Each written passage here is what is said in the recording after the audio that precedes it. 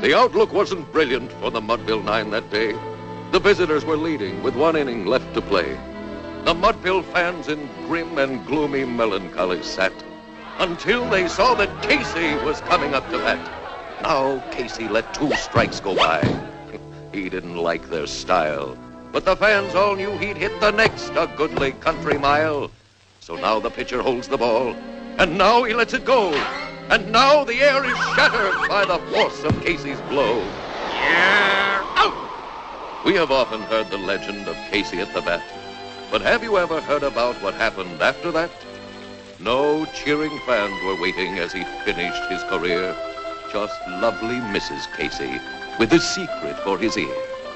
She whispered that a baby soon would come to bless their life, and Casey was all smiles as he hugged his pretty wife. For now he knew he'd have a son to carry on the name and unfurl the Casey banner in baseball's Hall of Fame. Mrs. Casey's little whisper soon became a mighty shout. I'm gonna be a daddy! And cigars were handed out. The boys threw a baby shower for Casey's son and heir. The gifts were baseballs, masks, and gloves, spiked shoes, and bats to spare. When the fateful day arrived, Tom Casey changed his tone, and Dr. Morton knew exactly who was on the phone.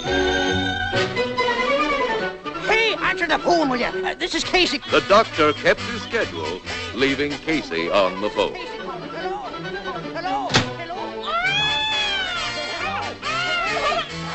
Quiet! Then the stork made his appearance, and the doctor headed home.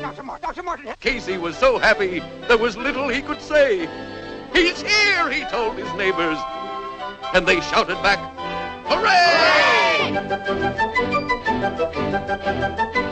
Casey was so enraptured, he nearly lost his mind. The kid was a natural, a fantastic baseball find. Yoo-hoo! There was something Mrs. Casey had wanted to explain, but old Casey wouldn't listen, so he had himself to blame.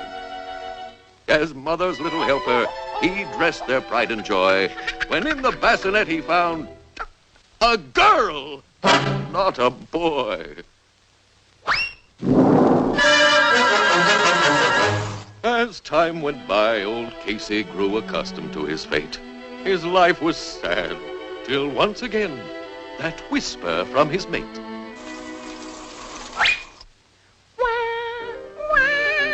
Then Casey screamed, there's 3! And into the bedroom darted. 3 girls, said Dr. Morton, and sensibly departed. Casey's batting average didn't show a single hit. And finally, even Casey knew there comes a time to quit. Just one look at the doctor made Casey start to foam. And then the girls would have to drag their poor old daddy home.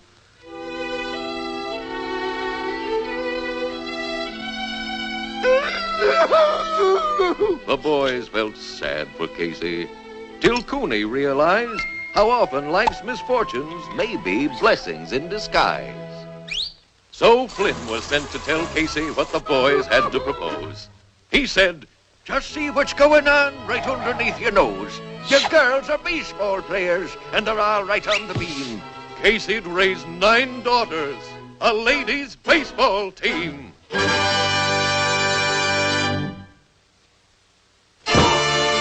Now all these sudden changes brought joy to Casey's life. He even paid the doctor and was speaking to his wife. The Caseyettes make changes on the quiet Mudville scene. 9 mighty female Caseys made a wondrous baseball team. His heart just seemed to skip the day his girls were set to play for the female championship.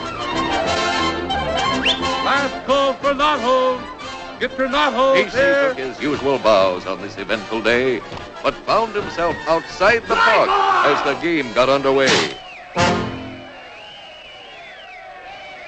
Toss it around! Atta girl, Hartnett! Come on, Casey's!